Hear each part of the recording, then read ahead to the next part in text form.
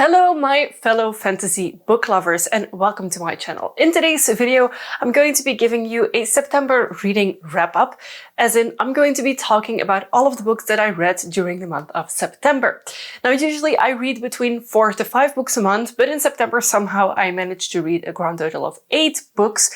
So without further ado, let's get into it because this is going to be a rather long video. The first book I finished was Nuttle and Bone by Kingfisher. Now this was recommended to me by another YouTuber and I'm really happy that they recommended the Kingfisher books because I really do like them. And I have more books by Kingfisher on the way because I really loved their writing style. Now in this particular book we follow our main character Mara, who is the third daughter of this kingdom. They have 2 other daughters that have been married off to a prince. And bad things happen. So Mara wants to find a solution for this problem. So for this prince who is very abusive towards her sisters and might become towards her as well if something goes wrong with her second sister. So in this book we follow Mara, who's trying to solve this problem, and she goes to a bone witch who gives her 3 impossible tasks, and if she completes those 3 impossible tasks, she will get the help from the bone witch to solve her problem. Now this book, at the start of it, jumps a little bit between timelines, which is something that I personally don't enjoy. But once I got through those first few chapters, everything just follows and is one big timeline, and that I really enjoyed. This book was not what I thought it would be. It is way more low-key than most of the books that I've read so far, so it doesn't have epic battle scenes. It doesn't even have a romance line, which I personally did enjoy for once. So if you are looking for a more chill, a little bit spooky fantasy novel, then this will be very good for you, I think. And also, if you want to remember one thing about this book, it is the demon-possessed chicken, which is hilarious. And personally, I think that there were some comical notes in the book, making the rather sad and a little bit more heavier story a lot more airy. And I gave this book a 4 out of 5 stars. The next book I read is a book that I personally don't own, and it is J Maas, A Court of Mist and Fury. I have it on my e-reader, and honestly that's plenty for me. For me, when I buy books, I either buy books that are special edition, that are pretty, that I maybe don't know yet or haven't read yet, but that I think I will like, or whenever I've read a book on my e-reader that I really love, I will then make the investment in buying a box set or a pretty edition, etc. So it could go either way. With the J Maas books, I'm really happy that I just have the digital versions, because even if the second book in this Akotar series is better than the first one, I don't think it's for me. I did enjoy a few parts of the book. I did enjoy some of the characters in the book, but I didn't like the overall line. And the fact that everyone is hyping J Maas up so much is also one of the reasons that I'm being extra critical with their books. I think they're a fun casual read, but not if you want to have a good plot and a good storyline.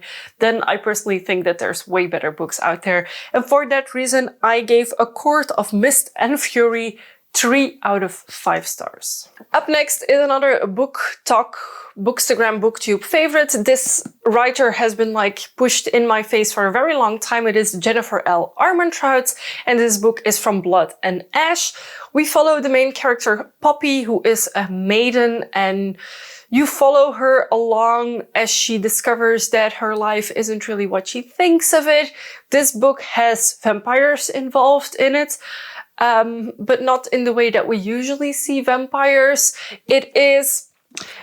When I tell you that when I was compiling the list of the books that I read the last month, I had to go through my Goodreads and I actually forgot that I read this book. So it's not bad, it's just not very memorable to me. So I really, before recording this video, had to have a look hey, did I enjoy this book? Did I not enjoy this book? Read the back again. So for me, this was not a very memorable book. It wasn't bad by any means. It just wasn't a high-hitting book. But I did still give it 4 out of 5 stars. Now, considering all the other books that I've recently read, I think this could maybe have a little lower score. Nonetheless, if you like vampires, if you like following a female character who transitions from being sweet and innocent to being a little bit more than that, then yes, you will enjoy this book. There's a lot of plot twists that I personally saw happening from the beginning, but again, this is not my first book that I read. So if you're new to kind of this romantasy fantasy genre, I think you might really like this. If you like vampires, then this will be a good book for you. If you don't, then it doesn't matter if you read it or not. The next book that I read in September was Bitterthorn. And one of the reasons that I really wanted to read Bitterthorn is because I finally got my hands on this gorgeous Illumicrate edition with the foils, as you can probably see from me reflecting it all over. This book is a retelling of another fairy tale, if I'm not mistaken. I can't for the Lord of me remember which one. It reminded me a little bit of Beauty and the Beast somehow.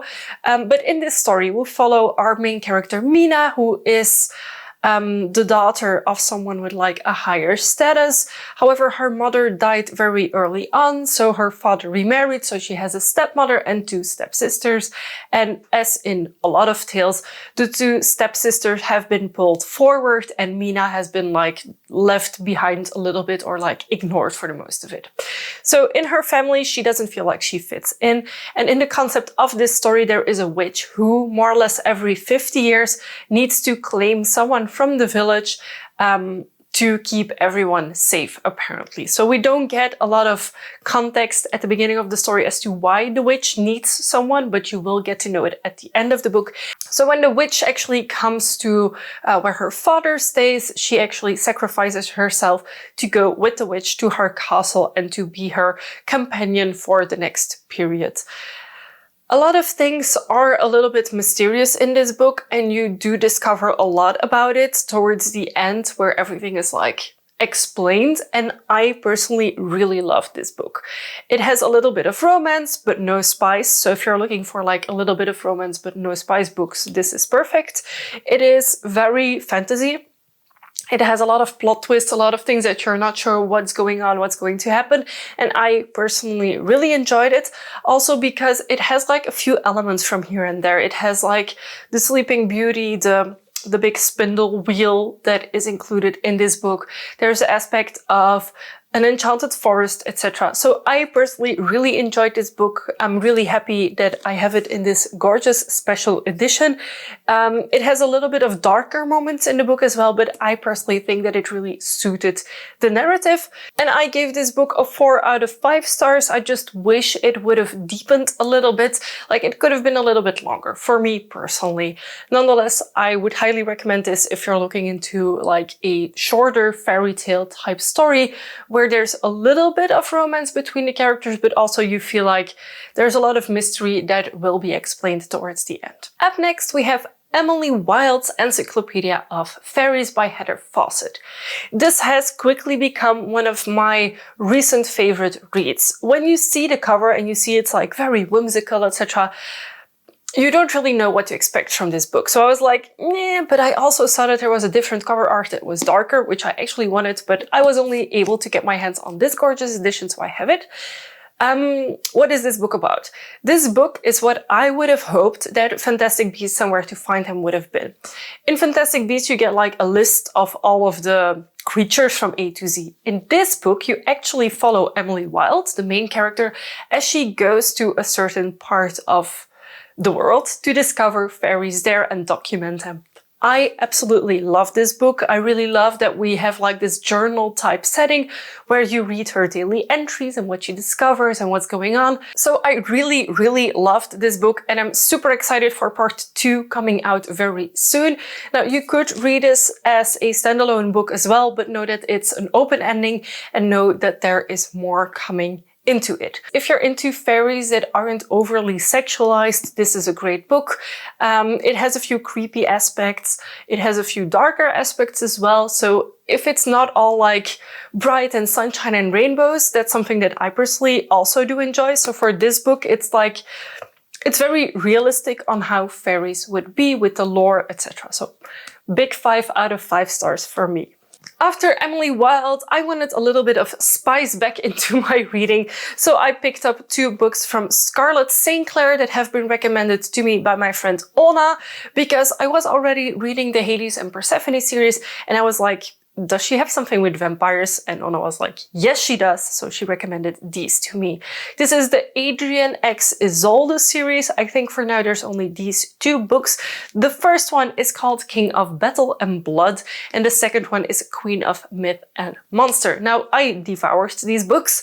So I read the first one and then immediately after read the second one because, like, these read very easy. I can actually compare these books to like the romance that you buy in the train station. Like, that's the type of books these are, but 10 of course fantasy based, and for these ones vampire based. In the first book we start by following Isolde, who is the princess of a kingdom. Only her father is still alive and she is like the heir to the throne, and there is a war going on in the world or in their country, and it's a war against vampires. But instead of trying to fight the vampires, her father decides that he wants to create an alliance with the vampires, and at the start of the book those vampires, the king of the vampires, Adrian, is coming over to their castle to actually like talk about the peace treaty and how this alliance will work. So in both of these books we switch between Adrian and Isolde depending on the chapter. It is very clearly mentioned who you're following, and the thing is, Adrian is the king of vampires and Isolde is like the princess of a kingdom, and they get involved, and I'm not going to say that it's like the best books I've ever read, but they are for sure very entertaining. They have a few plot twists here and there. There is a lot of spice in these books, like a lot of spice in these books. If you read the first one and you're like, I don't like this, don't go reading the second one. If you like a bit of spice in your books, then feel free to pick them both up, because I'm sure if you start reading the first one, you're gonna want to know what happens, and then you want to read the second one, and I actually also want to read the third one. What I really especially like about these books is, yes, it is heavily like relationship, romance, and sexually driven, but there's more than just that going on. Especially in the second book, I feel like one of the main characters grows a lot into what they are becoming. I don't want to spoil too much. But yeah, if you're into fantasy, romantasy with a little bit of spice, or like with more spice, I would give this 3 out of 5 spice rating, because I've read books with a lot more like explicit sexual content, but these do have quite a bit of that. Now, I read King of Battle and Blood first after the more romance, more just fantasy-based book, so I think I might have been a little bit biased, but I gave this a 5 out of 5 stars. This was a really good book. And then this one, Queen of Myth and Monsters, I gave 3 out of 5 stars. Not that this one is bad by any means, but just like if you compare the two, this one has way more like scene setting, and this one just continues on what was already said. But these two books combined, I would give a 4 out of 5 stars. This one for me was a 5 out of 5 read, and this one was a 3 out of 5 read, but I actually read them like immediately one after the other, so combined these would be a 4 out of 5 stars. If you're into spicy vampire romance things, this will be for you.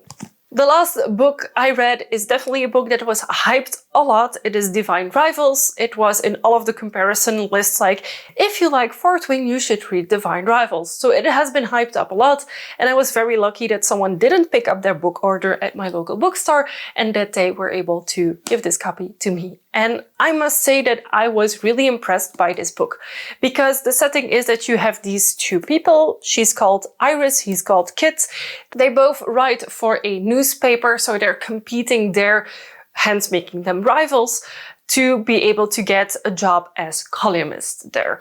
So we start the story with the backstory on Iris. Her brother has gone to the war that is happening. It is a war with gods involved. You will get more explanation on the war in this book, but I felt it was very brief. Like, you do get more explanation towards the end, but I wish at the start of the book they would have included like a tiny bit more information about the war that's happening. And you follow the story of these two characters as they are still both competing at the newspaper, and then what happens afterwards. I was really impressed by this book. It's one of the better books that I've read this year. It has a really beautiful plot line. It has like really unexpected twists and turns. It is not always like happy, happy sunshine. That's totally not what this book is. So if you're looking for something really light and airy, this is not the book for you.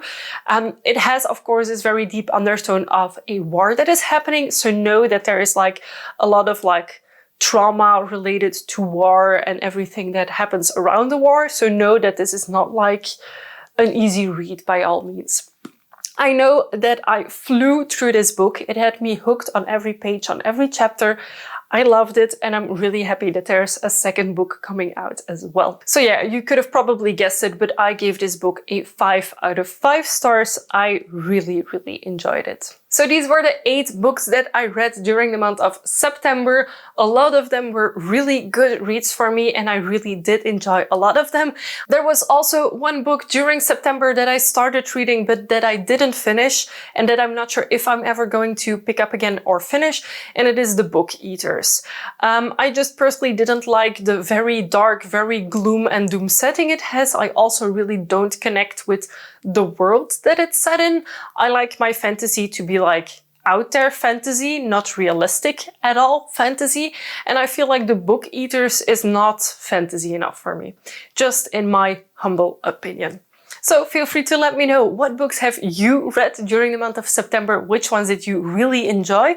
Is there anything from this list that you have read? Then feel free to let me know what you think about it in the comment section down below. Thank you so much for watching, and I will see you very soon with a new video. Bye!